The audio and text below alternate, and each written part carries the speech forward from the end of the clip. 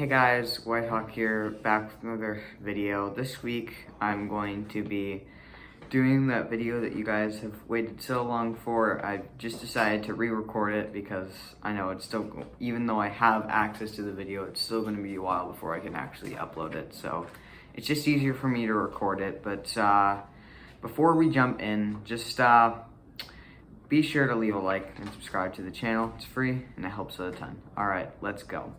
So, I have written my own book, and I'm going to start putting different parts of it on my channel. And so, I have my handy dandy thing here, and I'm just gonna start reading, I guess.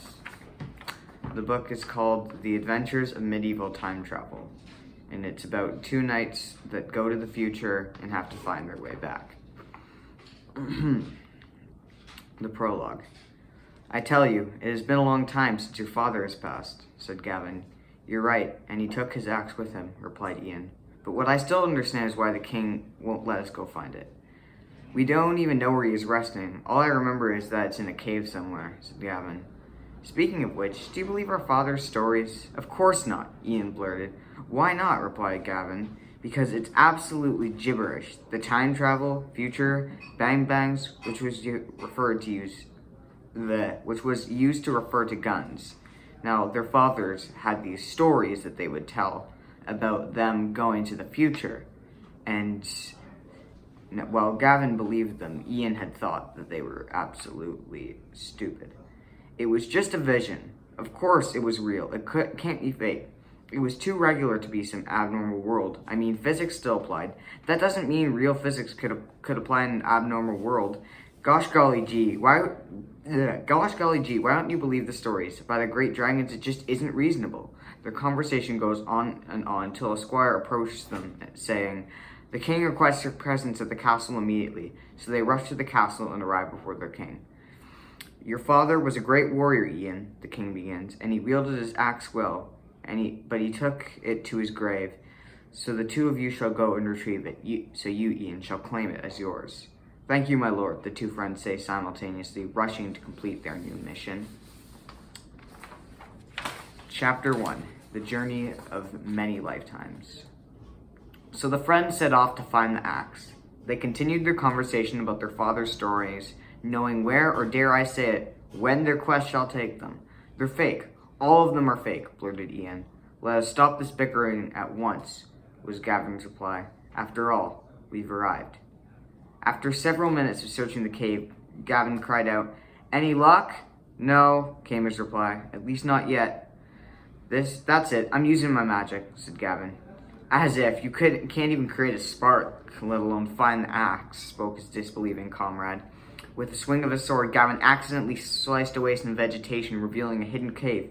Found it, he yelled. After hearing this, Ian let out a hoarse cry. What? Where are you? To your left, came Gavin's reply. After finding his way, Ian gasped. My father's axe. He immediately proceeded to grab it, and in a zap, the two friends had vanished. Chapter 2. Lost someone in a cave. The next few moments seemed to be a blur, like a feverish dream to be more exact. After it was over, Gavin awoke. What? Where am I? Then he heard a groan.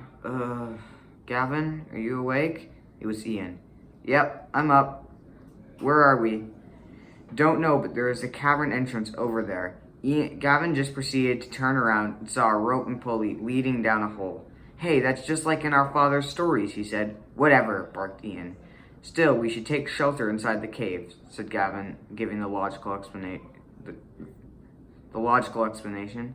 I suppose you're right, mumbled Ian. They lowered themselves in and began to explore.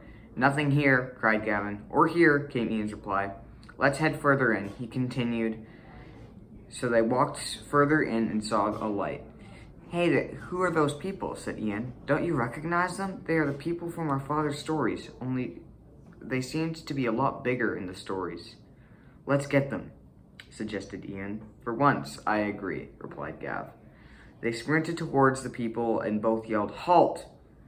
3 small people who were actually children jumped and said, Please don't hurt us, the one said. Impossible, Ian said, bewildered. He was wearing black clothing and a mask to match the color. Yes, we are just slaves to our master, said the second, who was in a bee suit. The third piped up and said, they make us dress like them and force us to mine all day. Still, that doesn't let you off the hook, yelled Ian. He began to draw his axe and the children fled in terror. I'm so sorry I didn't believe you, Gav, said Ian. It's okay. I mean, it did sound a little ridiculous. And so, with that, those are the prologue and the first 2 chapters of my book. If you guys want to see more, then leave a like on this video just so I can see that you guys are enjoying it. I mean, I'll probably put it out anyways, but I mean, the more you guys want to see it, the quicker it'll probably come. Sorry for the lack of uploads lately. There's just been a lot going on recently, and so finally things are starting to calm down, and I'll be back to semi-regular uploads. I'll try to upload every other week. I know I said I wanted to upload every week, but just right now that's not a possibility, although I'm hoping by the end of the year I would be able to get there. And so with that, I hope you guys enjoyed this video, and I will catch you on the flip side.